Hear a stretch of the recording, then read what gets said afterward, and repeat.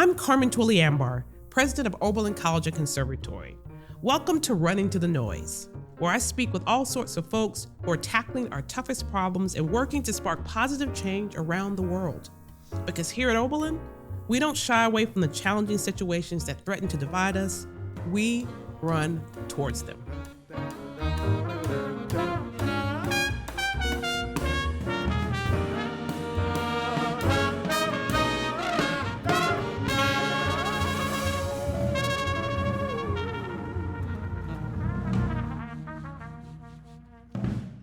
Every spring, students interested in attending Oberlin College and Conservatory come to campus with their families. And I never miss a chance to meet them and tell them why I believe Oberlin College and Conservatory is the best institution in the country. I may be biased, but I think I'm right. My triplets are here in their first year, so now I'm not just Oberlin's president. I'm also an OB mom. So yes, I absolutely think Oberlin College and Conservatory is the best. At Oberlin, we have a world-class conservatory and a top-tier liberal arts college on the same campus, seamlessly intertwined. There's something about what happens to students here. You see, when you talk to our OBs, that's what we call them, they combine majors and minors that you might not expect. Neuroscience and dance, politics and music. And when you ask how it fits together, they just give you this clear and compelling answer. And you think to yourself, of course that's the right way to think about it. The next big reason why I think Oberlin College and Conservatory is the best is because our students err on the side of doing. They err on the side of doing. And here's what that looks like. Students were sitting around a couple of years ago thinking about immigration issues in the region. And so they decided to act. They created their own curriculum to help prepare people for the citizenship exam. And they brought other students together, trained them, organized workshops, and they showed up week after week after week to help people prepare for this exam. They treated it like a job. They even set up childcare so people could study. And after 2 years, they had helped 80 people pass the citizenship exam. That's what I mean. OBs err on the side of doing. You know, if you want to know why I think Oberlin is the best institution in the country, it's because our students don't just talk about change, they make it. And they literally go out and change the world for good. But don't take my word for it. Over the last 3 seasons of Running to the Noise, I've spoken with Oberlin alumni who have shaped our culture in countless ways. Authors and journalists, innovators and scientists, musicians and actors, public servants and advocates. Every one of them talked about the power of an Oberlin education, how it shaped their path, and how it changed the way they think. They remember a moment, a class, a conversation, a classmate that sparked them to think about things differently. A moment that pushed them not to sit on the sidelines, but to run toward the challenge. Dare I say, to run towards the noise. In this special spring episode of our podcast, we've gathered some of those stories in a season when everything feels possible. All the stars out tonight. I don't know if it's cloudy or bright, 'cause I only have eyes for you, dear. The moon may be high, but I can't see a thing in the sky, 'cause I only have eyes for you. I don't know if... For LaTanya Hall, Associate Professor of Jazz Voice at Oberlin Conservatory, mentorship isn't just part of the job, it is the job. It means showing up for students in practice rooms and in life. It means guiding them through failure and doubt and helping them grow as musicians and as people. One of LaTanya's most successful mentees in recent years is Georgia Hears, a graduate in the class of 2021. Just 4 years ago, Georgia was a jazz studies major in LaTanya's studio. She recently made her Broadway debut in Good Night and Good Luck, a new play starring George Clooney. The production has already broken records, netting nearly $3.8 million in 1 week, making it the highest grossing non-musical play in Broadway history. I was set to be doing opera at Oberlin, but my mom She said, there's a jazz program too, and it's very young. And Mm. there's this beautiful Black teacher, and she printed out this article of you, LaTanya, talking wow. about your first couple years at Oberlin. And she was like, look at this. This is interesting. And, I was like, okay, this is interesting. I had no idea about jazz. So I was hesitant about that because I'm a very proud person. So it's hard for me to do something that I don't know anything about and to Interesting. to humble myself to learn. But it's always the most rewarding experience. So it ended up being that I went to Oberlin and found you, LaTanya, and honestly, it changed my life. It changed the whole trajectory of the music that I make and that I love. And yeah, so it was definitely my mom who made that connection. Well, tell your mama thank you. I was telling President Ambar yesterday, you are the kind of student that comes along rarely in a teacher's lifespan. From the first time hearing you, even though you had very little exposure to jazz, the talent was overwhelmingly there. You came in and you did the work, and you have turned into an incredible artist and musician. And I'm very proud to see all of the things that you've been doing. What I look for in my students is I'm understanding when they come in that they're not coming in fully developed, right? Okay. They're not coming in as a jazz artist. They're coming in as a musician who has a desire to learn about the genre. So I'm looking for the seeds of what could be great artistry. And Georgia came in with all of that: great musicality, great pitch, a good understanding of her instrument, and a good understanding of technique, an amazing ear. She could hear anything. And it made it very easy to teach her because she had never improvised before. Oh, wow. She'd never An done important any part of of that. kind of the jazz. It's the root of it. It's the root of it, right? And there's something that I always say to my students: this music and like blues and jazz is the mother of all the music that they're listening to and loving anyway. It's the mother of rock and roll. It's the mother of R&B. It's the mother of neo soul, and the mother of gospel, which is also rooted in improvisation and rooted in taking the basic shape and architecture of a song and really making it your own. And so we were taking some of the skills that she innately already had and just honing them. So maybe you can help the audience sort of understand how the studio process works and just walk us through what a session is like so we can understand how this mentorship relationship develops over time. Sure, yeah. I remember some of our first lessons, to my surprise, were spent talking just on a personal level, who each of us were. I was very curious about who she was and what her story was and her trajectory. And I think that is one of the most inspiring things about you, LaTanya, is that you're a working, touring musician as well as an educator. And that does so much to a student when they're taught by someone that they can literally see themselves hopefully like emulating in terms of their profession. A lot of the lessons were just spent kikiing, like talking, just hanging out and getting to know each other so that that mentorship could be built.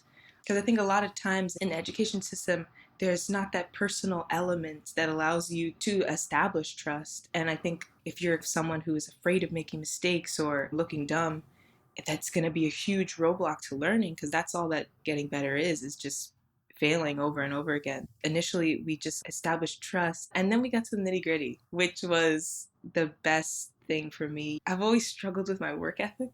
Bet you that's changed, Georgia. If you're doing that 8 shows, I bet you that work ethic is ready and going exactly where it needs to be. Hello, that woke me up. It was also 2 years after like being in any type of school, and so the schedule kind of like was a cold plunge. Getting up, getting to the place, being on time. But welcome to the real world, honey. Welcome. And there it is. It's scary out here. But yeah, we did a lot of hard work because I didn't come from really any formal experience of learning how to improvise. So we started from the beginning. There was a big learning curve, and she really instilled in me like doing the work on your own. So she would give me the tools, a worksheet, a tune, or like a set of music to learn or scales to learn. And then I'd have to go and do it on my own, or else the next lesson was not going to be very fun. George, you said something really important. The conservatory model is such a wonderful model because you study with the same teacher for 4 years. I know Georgie's voice intimately. right? Because we spent so much time together. And I know the things that we really have an opportunity to really fine tune what's happening and fine tune the way that we work with each other, which is, it's a gift to be able to have that kind of relationship with students. But it's super important. We have to establish that sense of trust with each other, because this relationship with your private instructor is probably the most intimate relationship that you will have with a professor across the campus. So I want to make sure that my office and our time together is a safe landing place, that they can come in here, they can make mistakes, they can fall on the ground, they can break down in tears. And it's a place where I can help to guide and to nurture as well as educate. I still remember our first lesson, LaTanya, and we did an aria because I told her I was a classical singer and I wanted to work on technique. So we did an aria. I think I have the lesson recorded, actually. And sometimes I go back to it, you know? Sometimes I go back to it. Because if I'm like, okay, I need to get back to my technique, let me find something to remind myself what the heck I'm doing.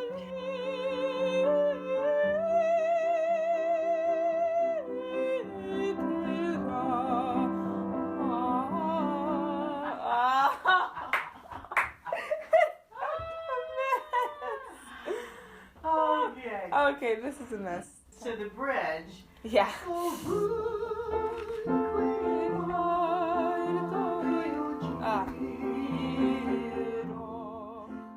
I just remember being very uncertain at that point in your life. That's pretty common, but I think I was just so uncertain about myself and my own abilities. And throughout the 4 years I spent with LaTanya, I learned to really believe in my abilities and to back up that belief with work. I hope all the students heard that. It's a call in. Yeah, I hate to point it out, students. I'd be snapping like y'all do when y'all are in meetings with me, but I won't do that. So confidence funny. Backed by work. Learn to believe in yourself, backed up by the work that you put in. Yeah, because it really, I've learned now in the professional world, it makes other people respect you more. You just learn to respect yourself more as well. So I think that's the biggest thing that I've taken away. Of course, my instrument has changed. It's just matured and developed with the help of LaTanya's leadership. And I think also my palette, like my musical palette, I was shown so much music by you, LaTanya. Okay. So many great artists that I really strive to, sing like. Right. And albums that I go back to, that I think I'll go back to for the rest of my life, to have that frame of reference for the level of singing that I want to achieve. Like, I remember you showed me this album, Swingin' Easy by Sarah Vaughan. And that's like one of Sarah Vaughan's most tried and true albums. But if I hadn't been exposed to that, I would not be singing the way I'm singing now. And I would not have the goals that I have. There's so much. When Tom Dietrich earned his math degree from Oberlin in 1977, artificial intelligence systems couldn't learn or adapt. They simply followed rules. Over the next few decades, Tom helped change that. He became one of the pioneers of machine learning, the technology that allows AI to make sense of data, spot patterns, and make decisions. Tom's work has made him a sought-after authority. He advises the U.S. government on AI technologies and has earned some of the field's top honors. His research has shown how data and algorithms can solve real-world problems, improving wildfire management, protecting endangered species, enhancing agricultural productivity, and advancing drug development. I'm so excited to have Tom Dietrich here today because we rolled out a year of AI exploration at Oberlin this year as a campus-wide initiative that will include lots of speakers, workshops, opportunities for people to think about the impact of AI and all the work that they do.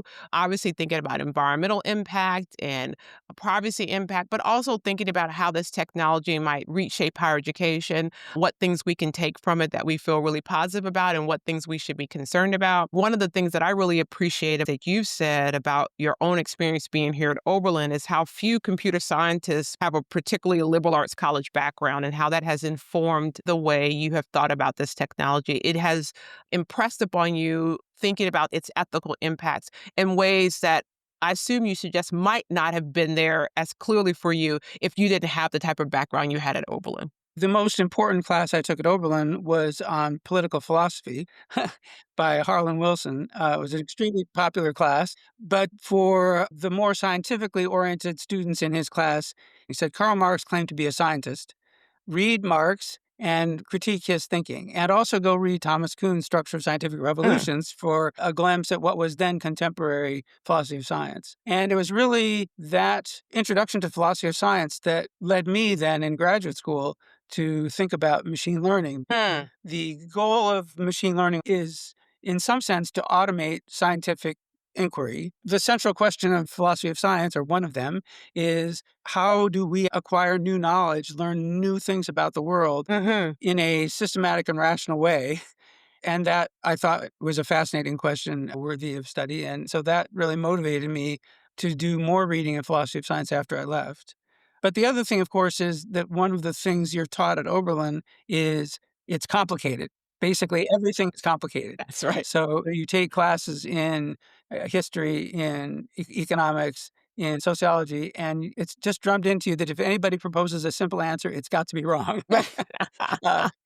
One of the ways I describe the experience here is that students learn how to analyze complexity. Well, or at least you know it's there. Yeah, that's right. You may run away from it if you can, but engineers often emphasizes seeking out the part of the problem that can be solved by engineering methods, by applying physics and chemistry and so on, and focusing on that and trying to ignore the larger socio-technical concerns. That was the world I lived in. I would say for the first 10 years of my career, I was having a good time solving little mathematical puzzles in my field, doing normal science, but I was a little disappointed that they weren't leading to any real-world impact. Right around 1996, I think, when I was first promoted to full professor, I thought, it's time to branch out, collaborating with ecologists here at Oregon State University. So was that when you were modeling migrations? Is that early work? I didn't get to bird migration for another 5 or 6 years. I was first working on global vegetation models because the global climate models at that time only modeled the atmosphere,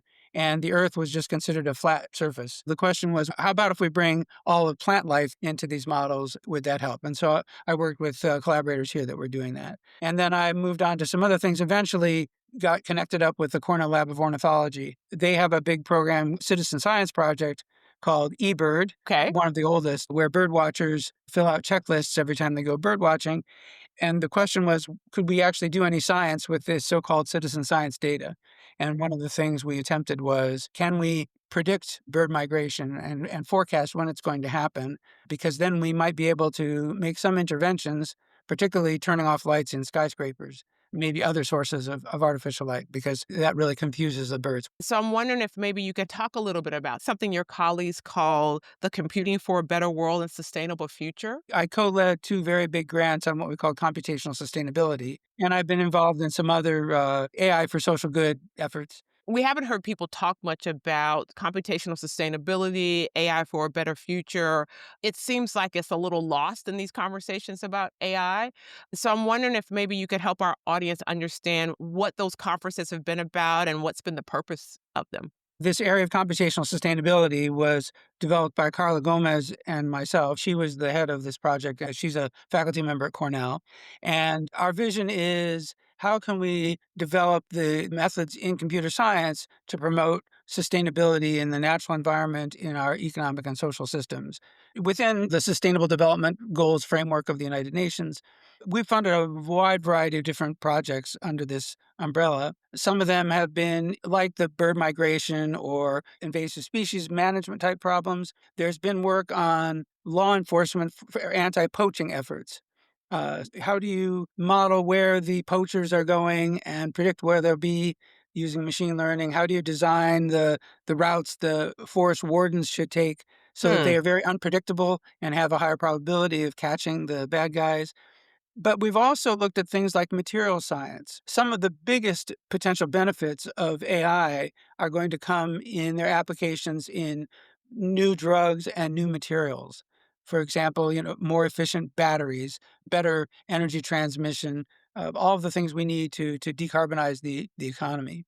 One project that I'm currently involved with is in weather networks. If you look at a map of the weather stations around the world, these are ground stations that just record things like temperature and rainfall and wind speeds. Those maps have huge empty spaces in South America and Africa. At the same time, through the wonders of miniaturization and electronics, we can now build weather stations that are maybe twice the size of a Coke can, but are 10 to 20, maybe 100 times cheaper than traditional weather stations. And we have cellular data networks. And I'm involved in a project called TAMO, the Trans-African Hydrometeorological Observatory, which hopes to be operating a network of, our dream is 20,000 ground weather stations across all of sub-Saharan Africa. We have 750 weather stations right now across 22 countries in sub-Saharan Africa. And it's a nonprofit that's headquartered in Nairobi, but we have ground field technicians throughout those countries. My role, which is relatively minor in this, is to try to detect when a weather station needs to have a technician visit it and clean it and replace broken components. And so it's kind of a statistical maintenance problem, but surprisingly difficult to solve. No, that is fantastic. For those of you regular podcast listeners, you know that this podcast was named after that statement, as Michelle Obama described Obies and Oberlin graduates and Oberlin students as people who run to the noise. Tom, I guess I'm wondering what you would say to that statement. How do you, in your work, personal life, however you want to answer the question, run to the noise? I'm always looking for ways that I can make a difference in the world that go beyond just publishing papers and solving lovely technical problems that are fun. In Rumaan Alam's 2020 novel, Leave the World Behind, a white family rents a swanky Airbnb in the Hamptons on Long Island for vacation. When the black couple who owns the house unexpectedly turns up, you might think you're in for a social satire about race, until the story morphs into an apocalyptic thriller. An unknown global disaster is knocking out cell phones and causing weird happenings like deer stampedes and flamingos gathering in swimming pools. Written before the COVID-19 lockdown, Leave the World Behind eerily anticipates our feelings of isolation, dread, and denial in the face of an invisible threat. The 2023 Netflix adaptation starring Julia Roberts, Mahershala Ali, and Ethan Hawke capture the novel's creepy atmosphere and currently ranks among the top 10 most popular English language films on the streaming service. So, Rumaan, welcome to Running to the Noise. Thank you so much for doing this podcast. Oberlin alumni cannot say no when Oberlin College comes calling. So it's a great pleasure. You know what? I'm going to take that and put it on a loop. So before I call anybody, or right before I call, let me just say what Rumaan said. I love that. So I know that Oberlin is special to you. Maybe you can tell the audience a little bit about why this institution has been so important to you.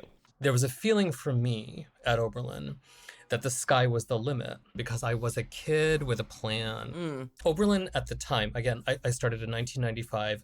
It was rarer then for undergraduate institutions to have a creative writing major, but Oberlin did have one. That's right. I knew that I was going to major in creative writing, even though it was competitive. I felt very confident about my ability to do that.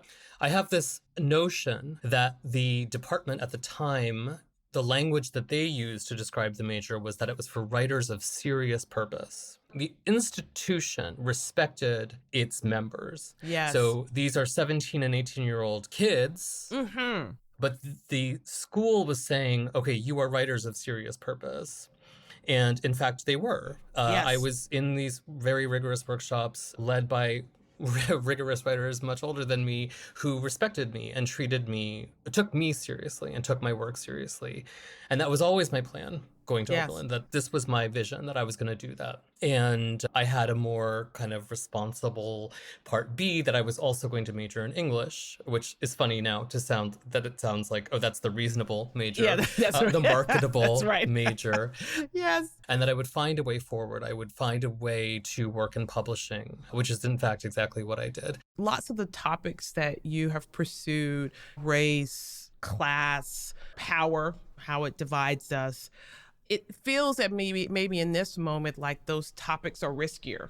And I'm wondering, what's your perspective on kind of the risk you take in your work? Do you think about it that way? What should we know about when you're pursuing these topics, whether you view them as risky? You know what's funny is that I would say that I don't, even though I'm aware that they are. Mm-hmm. And I suppose that is probably also down to Oberlin, which is not a place known for its risk-averse population, Yes. right? It's an institution that, in fact, encourages, if not rewards, a willingness to push artistically, intellectually, just in terms of pure intellectual stamina, Right. even. Right. That sets your expectations for everything that comes after. So if you are having an undergraduate experience where your professors were, as mine were, saying to me, oh, what you're writing is clearly a novel, keep going. Mm-hmm. You're not hearing anyone say, oh, be careful when writing about race, because that's sensitive. Be careful when writing across the differences of sex, because that's sensitive in the contemporary culture. I never heard a message like that from any of the people who guided my education. Right. And I never really heard them from my peers and my fellow students. And so in a way, it doesn't come into play when I'm working. I don't have that nagging voice. Right. Even though you know that the work may be received that way or perceived that way, it's not what's driving or animating you. You're just pursuing the art as you see it. I also think that I hope that I have a sense that I could get it wrong and that is okay. Yeah. Right? My new book, Entitlement, is the protagonist of the book is a Black woman. Well, I'm not a Black woman. Although people have given you lots of praise for being able to write in the voice of women in particular. I find that very gratifying. It makes me happy. It makes me feel like, okay, I've accomplished the task I set for myself.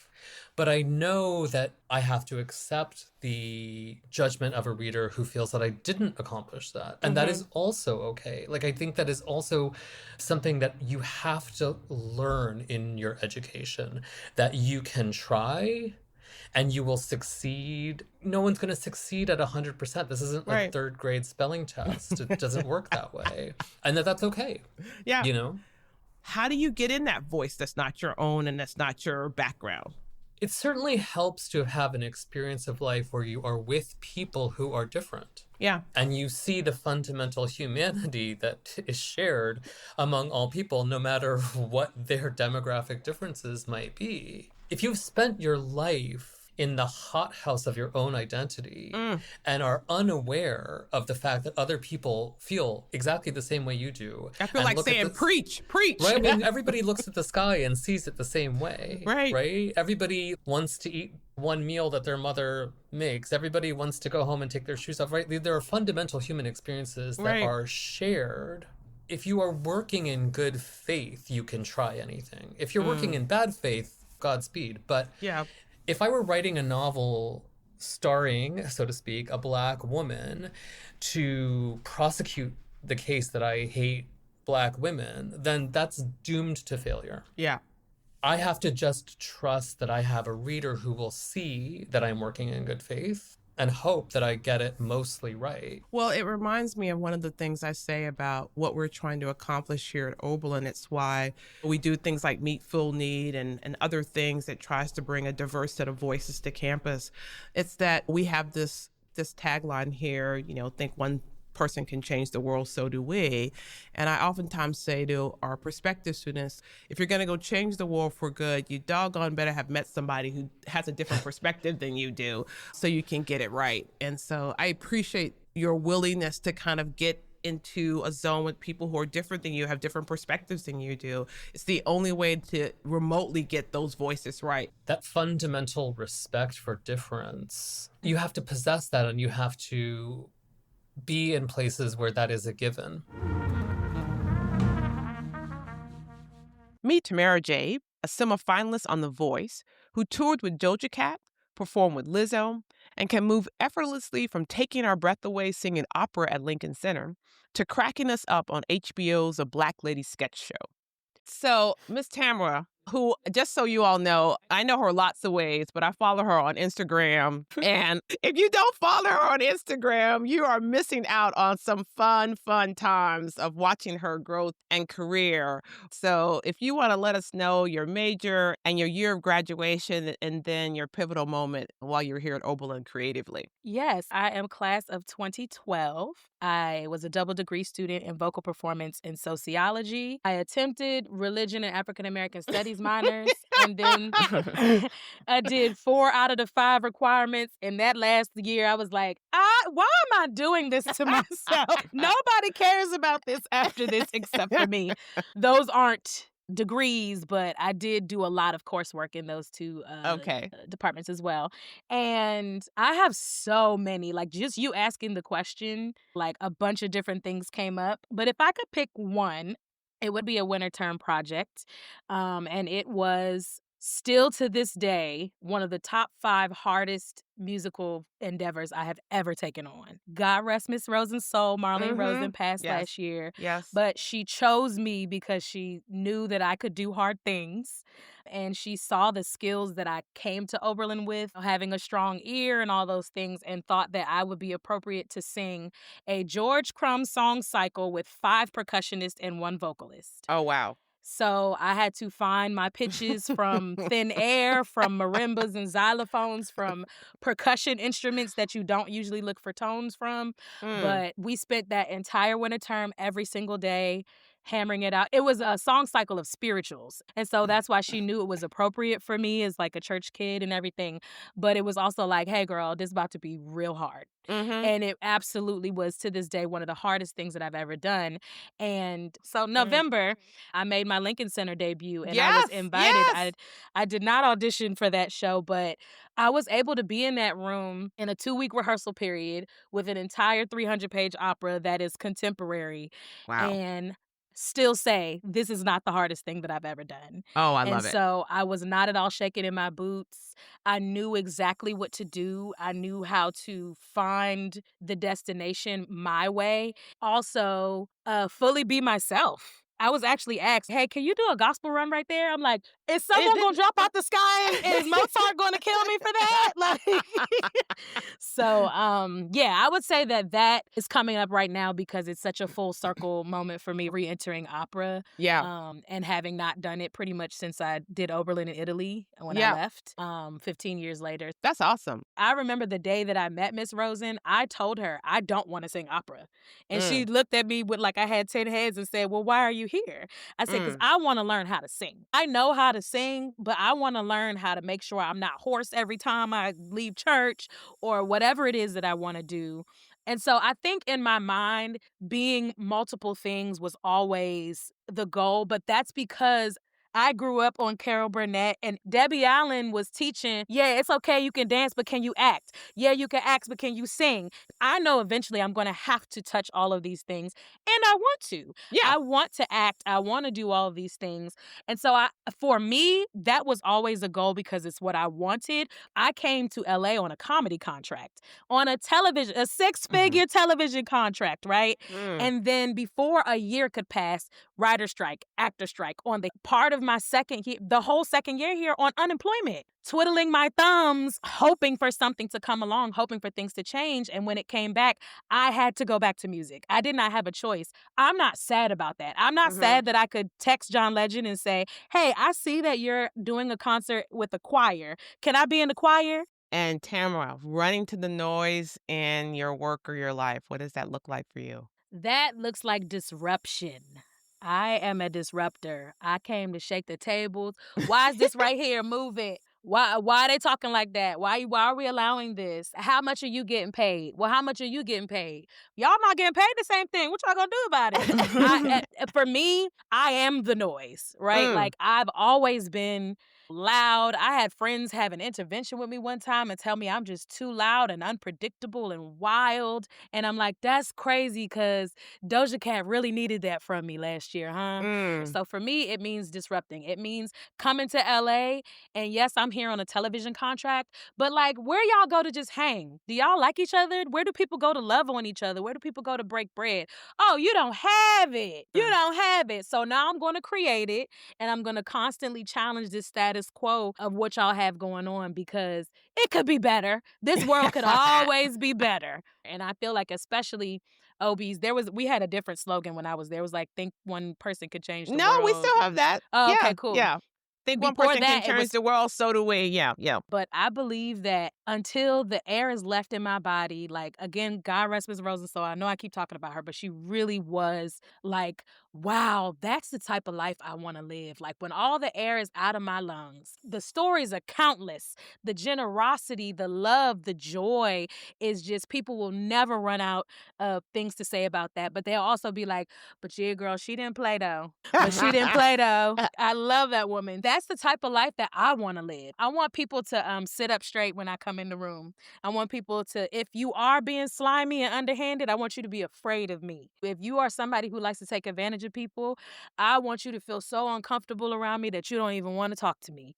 That's, to me, what running to the noise is. Go ahead. It's okay to run to the noise. Run to New York, run to London, run to these loud places, run to LA like we're doing. Go in there and shake some tables up while you're there, because it needs to happen. And I think uniquely that's something that OBs can do. So disrupt. I love it. I'm joined by Benjamin Wittes, Oberlin class of 1991, the senior fellow in governance studies at the Brookings Institution, and the co-founder and editor-in-chief of Lawfare, a publication and podcast devoted to clear-eyed, nonpartisan analysis of some of the thorniest legal and policy questions facing this country. Ben Wittes, welcome to Run Into the Noise podcast. We are so excited to have you here. Pleasure to be here. I thought it might help the audience to sort of get a little bit of history. You're an English major here at Oberlin, and somehow, in a wonderful way, you've become one of the court watchers that I pay attention to and that lots of people pay attention to. And I'm wondering if maybe you can give the audience a sense of that arc, like how you got to this moment as you leave Oberlin, this eager English major, I'm sure, but into this space that we now know you for. It's an interesting journey, and I left Oberlin in the winter of 1990, knowing nothing about what I wanted to do except that I wanted to write. And I thought that that meant that I wanted to write fiction, and I spent much of the next couple years trying to write fiction, and I found that I was just terrible at it. And because it turns out that writing fiction does not actually involve just the skills of writing, which I knew I was very good at. It involves skills like imagination and being able to make up stories and being able to get inside imaginary people's heads. And you don't know how uncreative you are until you try something like that and realize that I have actually no narrative imagination at all. And, it's kind of a painful process. I'm joking about it now, but it was tough. It was like, I'm not used to being bad at things. And just spending a couple of years realizing, oh, this isn't working. And the reason it's not working is that I'm not good at it. Wow, what a great lesson for our students about how you pivot. Yes, how you pivot when it's not quite working. All of the technical skills are there, right? And so then I started freelance journalism. Okay. Everybody wanted to publish me. The thing that was missing was that I couldn't make up stories.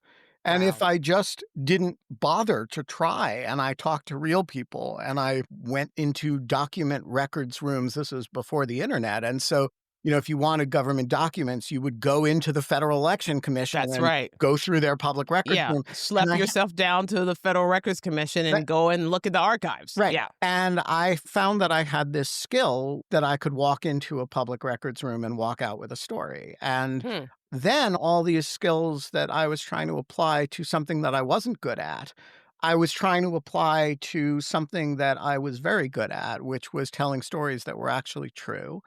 All of a sudden, people started publishing me. Do you think that you are better served by not having a law degree. And the way you approach your work is better served by not having that grounding or maybe that albatross. I don't know which way to describe it. So I'm going to give you a completely honest answer, which is that there are people who do what I do who have law degrees. There are people who do what I do who don't have law degrees. I think at the point at which you've been doing it for 20 or 30 years, your educational background is not the most important thing. The most important thing, in my experience, is related to that English major. Do you know how to read a poem?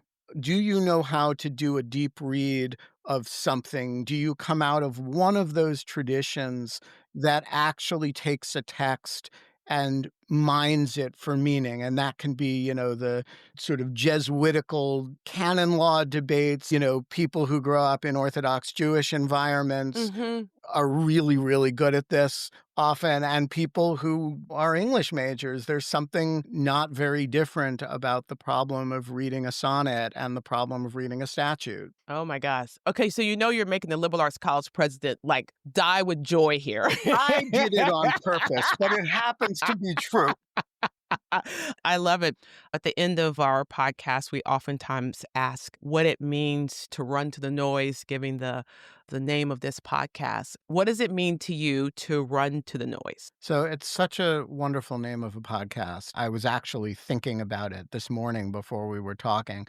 In many ways, over the last 30 years, I have lost touch with the most Oberlin-y sides of me. And in the last 2 or 3 years, I have gotten back in touch with my inner disruptive troublemaker, and I found that I had missed him quite a bit. Oh, that's fantastic. That is fantastic. The other day, I was down at the No Kings protest, and I was in back of these 2 Tyrannosauruses, inflatable Tyrannosauruses, and I did not feel like they weren't my people. Oh, I love it. There's a picture of me in my office briefing President Obama, and I hung in next to it a picture of me from my freshman year with my hair down to here, climbing out of the reflecting pool in front of the Capitol, which I had just waded across,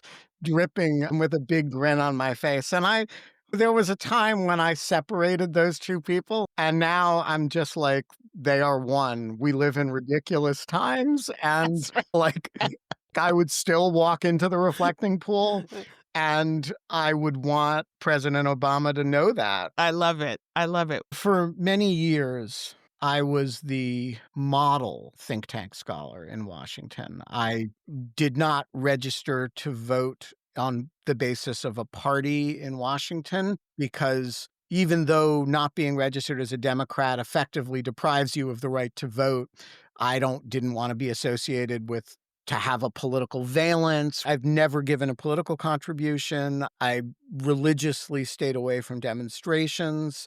And my job was to give nonpartisan expertise and guidance to administrations and members of Congress and other policymakers, irrespective of party. And I still take that very seriously. And then one day it stopped working for me for 2 reasons. One was the whole premise of that way of being was that there were 2 great political movements in this country, one of the center right, one of the center left. Both were going to be in power at different times. Both were recognizably democratic actors in the small d sense, and both would need assistance. And so my job was to be the assistance. And yeah, I would agree with one politician more than others about all kinds of things, but I just don't believe that anymore. Now there is one movement in the country is solidly democratic in this pro-democracy movement. Pro-democracy. And it, by the way, includes conservatives and includes liberals. And there's another movement that is frankly authoritarian. And I never signed up to be nonpartisan between authoritarianism and democracy. That was not the game that Yeah. like I have a big range of my tent covers a huge Yeah, range you have of a topics. huge tent, but It doesn't authoritarianism cover isn't, the is it? authoritarians. And so once it occurred to me that that was the environment that we were living in, and that was in 2016, 2017, it started really breaking down my sense that I wasn't allowed to be politically involved. And so the second thing that happened was that Russia invaded Ukraine. And in a way that is an entirely different conversation, I came to care about that very deeply, partly because I mentor a bunch of Ukrainian, ranging from teenagers to young adults and activists. And I've spent a lot of time with the Ukrainian community. And one day I was going by the Russian embassy, which is just a prominent building on Wisconsin Avenue. And I was driving by it and I saw it, and it's big and white and looks like a movie screen. And I tweeted that somebody needed to project a Ukrainian flag on that building. And it got a lot of retweets. And everybody seemed to think it was a good idea, and nobody did it. A few weeks later, it just occurred to me if someone was going to do this, it was going to be me. So I did.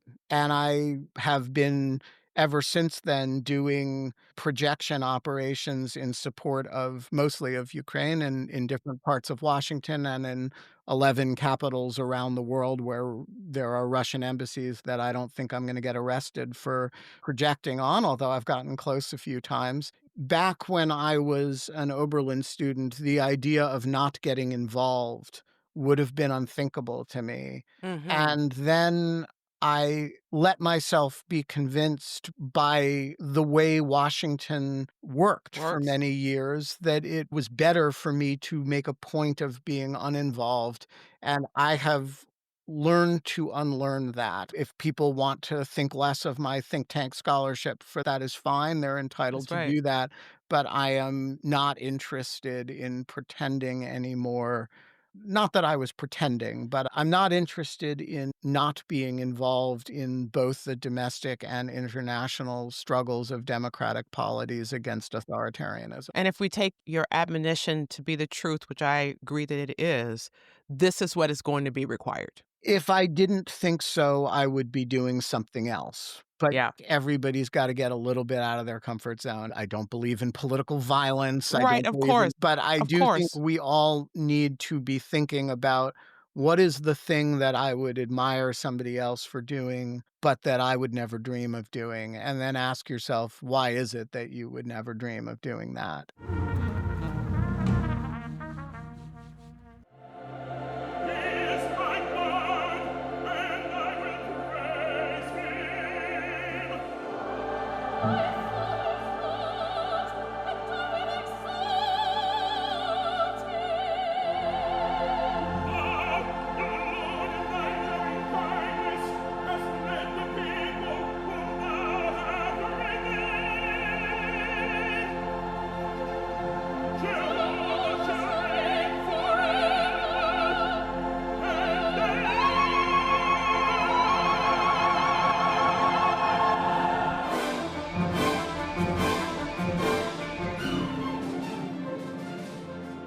That's Lemmy Pulliam making his Carnegie Hall debut, singing the title role in The Ordering of Moses. He trained with the legendary Richard Miller at the Oberlin Conservatory of Music in the late 1990s, and expectations for Pulliam were high. But the rising young tenor with such promise quit singing in his early 20s, disheartened by an industry that he says denied him prime roles because of his weight. For nearly a decade, he paid his rent as a debt collector and security guard and rarely sang at all, not even in the car along with the radio. The story of how Lemmy rebuilt his career and voice against all odds moved me. I wanted to know how he overcame those doubts to reclaim a career on center stage, a place he so clearly belongs. So Lemmy, I'm so excited to see you. Last time I saw you, you were making your Carnegie Hall debut. Yes. Yeah, that was awesome. That was a lot of fun. That was a lot of fun. So just so the audience knows, it was in the title role in The Ordering of Moses, the 1932 oratory by celebrated composer R. Nathaniel Dett, who in 1908 became the first Black double major graduate of Oberlin Conservatory. Mm-hmm. And you were on stage, killing it, as they say. So let's just start there. Tell the audience what that's like to be in that space. It's really hard to describe. I've had the opportunity on a couple occasions to perform in that space, and both of them have been because of Oberlin. My first time there was as an undergrad in a chorus for the Mahler Eighth Symphony. Yes. Under the direction of the late, great Robert Shaw. As an aspiring young singer, it was just motivating to be in that space and to see the excellence that was represented on the stage and the soloists and the orchestras and the conductor. And it really gave you something to aspire for. Right. So when the opportunity arose for me to once again return to this space with Oberlin, and the Oberlin Orchestra and Oberlin choruses, and such a prolific piece as the Ordering of Moses, it was one I couldn't really pass up. Yeah. Because there aren't too many hallowed spaces in the classical music world here in the United States, bigger than Carnegie Hall. Right. And to achieve making a debut there was something extremely special for me because one, most people wouldn't think that at the age of 47, you would be making a major debut at a place like Carnegie Hall. Right. Which I hope inspired others to just really know not to ever give up on their dreams. That's right. And that as long as you have breath in your body, it's never too late to achieve your dreams. There was an incredible story about Lemmy in the New York Times that recounts the story of kind of how you came back to music. Maybe help our audience understand how you come back and what that day was like, by all accounts, kind of reigniting your career. Yeah, so it was 2007. I was working as a field organizer for Obama's first campaign. Okay. I was overseeing the 5 most southern counties in Missouri. And we were doing a local event, and they had some surrogates that they had sent in for these events and whatnot. So I'd invited someone to sing the national anthem. And we were all set, and the day of, they get cold feet. I'm thinking, okay, we'll just scratch the anthem for today. And my boss didn't like that idea. He says, well, can we get someone else to do it? And I said, I don't know of anybody else who could do it on such short notice. Right. And he says, well, didn't I read on your resume you used to be an opera singer? I said, used to be. It's been several years since I'd sung at all in public, over 5 years now. Yes. He goes, how bad could it be? I said, it could be pretty bad. That's right. I have no idea what's going to come out of my mouth. That's the thing. And he goes, I don't think anybody would notice. I said, but I would notice. Yes. And I was like, I have standards that if it's not up to those standards, then I'm definitely going to notice. And I would be horrified. But he insisted and insisted. And so I finally go off to a quiet place and just start searching for a key in which I could do it in that was comfortable enough because oh my gosh, the anthem has a wide range. Yes. And it's not the easiest piece to sing. It just isn't. It is not. And so I found a comfortable key. I stood in front of that audience and I sang it. Before you say that, I mean, you walk up to the stage, how are you feeling? I mean, I was so nervous. I mean, my stomach was like in my throat because I had no idea what was about to come out of my mouth. Right. And you hadn't done this in 5 years. And now you're up before an audience when you're not even singing at your local church. Right. And so I stand there and I start singing. And by the end of it, it almost as if I had kind of disassociated myself with what was going on. Yeah. Out of your body a little bit. Yes. And then afterwards, people clapped, and then several people came up to me because it was in my hometown. Oh, it's so nice to hear your voice again. It's blah, blah, blah. And it was then as I began to kind of tinker with the voice a little bit afterwards. Did it just open the door in a way that you hadn't planned? Because I didn't expect it to be as good as it came out because I was so out of practice. So I began kind of tinkering with things in my room at home. I would kind of sing along with some recordings that I had and different things. And then one day I found a trunk of mine and it had a lot of my lesson tapes in it from my days at Oberlin. From Oberlin. Oh, wow. So I had several videotapes of lessons I had with Richard Miller and started popping them in and started working with those tapes. Back to your old instructor, your old vocal coach.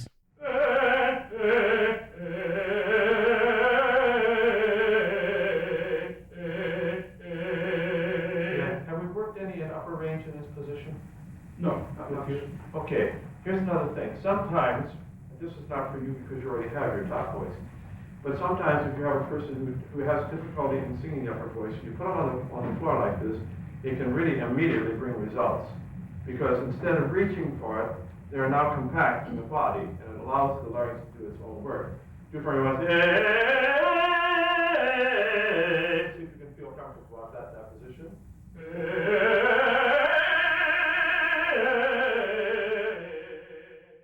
It was one of those things that it was almost riding a bicycle in a way.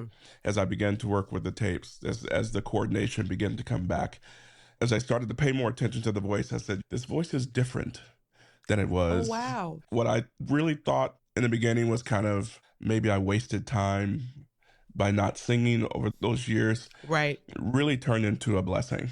Wow. That you've come to know that was necessary. Maybe it was this necessary. Change, this break. Yeah, it allowed the voice to kind of settle and mature and to grow without me putting the extra miles on it, so to speak. Wow. What an incredible lesson for all of us, right? But certainly our students. You know, sometimes things that seem like setbacks are just you falling forward, right? It seems like it's the worst thing that's happened. Yeah, I jokingly say I'm 48 now, but my voice is 36. I think that for our students, but for anyone, sometimes we think careers are linear. And we watch people in these really successful moments. We kind of think it's always been that way. It just kind of flowed and they did this thing next. And all of a sudden, there they are on the stage at Carnegie Hall. And we never know what people's challenges and struggles are and the things they've had to overcome and what's gotten them there. And I guess, you know, whatever you think that you need to say to our students in this moment about what it means to be resilient and to come back better than ever. I think I would really just encourage students and people aspiring for careers in this industry to really, as you say, the title of yours is to run to the noise, to really face challenges head on. When you face a challenge head on, you give yourself the chance to turn an obstacle into an opportunity. Every challenge we face holds a lesson that's just waiting to be uncovered. So really, don't be afraid to face your fears, to step out of your comfort zone, to be persistent in your work, be consistent in your work, and don't let a no deter you from continuing to push forward. That's right. Because to me, it was so powerful that in the end, you didn't let the industry's framework define you.